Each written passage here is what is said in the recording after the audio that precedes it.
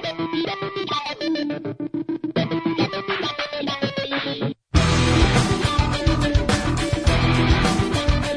everybody, John here from Movie Reviews to Go, and this is my quick review of a very Harold and Kumar Christmas. Now, I'm kind of torn when it comes to the Harold and Kumar films. On the one hand, I was really bored to death with the first Harold and Kumar Go to White Castle film. I thought it was just dull and dumb. I know a lot of people liked it, but I thought it was just plain stupid.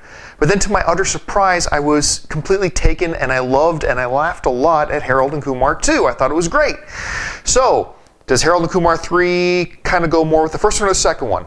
Well, it's kind of more towards the first one, but a little bit in between. Let's look at the good and the bad.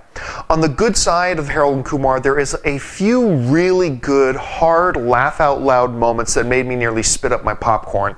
There's one scene in particular that's kind of an homage to the classic A Christmas Story scene with the frozen pole. There's a couple things with Neil Patrick Harris. There's about 4 or 5 really solid, good, laugh-out-loud moments. Another good thing about this film, and you wouldn't think about this when it comes to a Harold and Kumar film, but there's a really good moral to the story.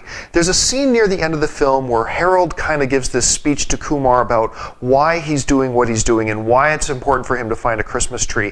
And it had good impact to it. And, you know, it worked on Kumar as well. You can tell it affected him near the end of the film. There was a solid moral to the story, and I liked that.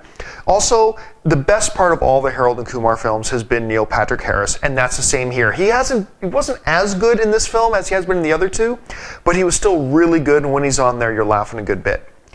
Unfortunately, on the bad side, while there are a handful of really good laugh-out-loud moments, the vast majority of the film just isn't funny.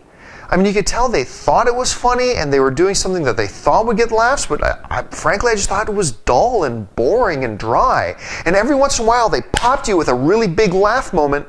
But like I said, there was only about 4 or 5 of those, and there weren't any little grins or mildly good jokes that kept you giggling. It was just a couple of big laughs, and that's it. So as a comedy, it just wasn't funny. Also, there's absolutely no story to this film. Now, in Harold and Kumar 2, yes, it was a loose plot, but you had at least this plot, the storyline that we could go along with the characters in and laugh along the way.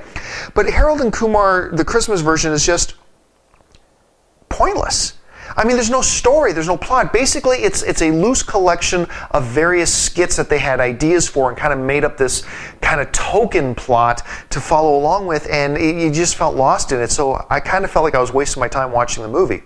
Overall, a very Harold and Kumar Christmas has a few good big laughs. It's always good to see Neil Patrick Harris, and there's a pretty decent moral to the story, but unfortunately as a comedy it just doesn't work because there just simply are not enough laughs in the film, and there's absolutely no story.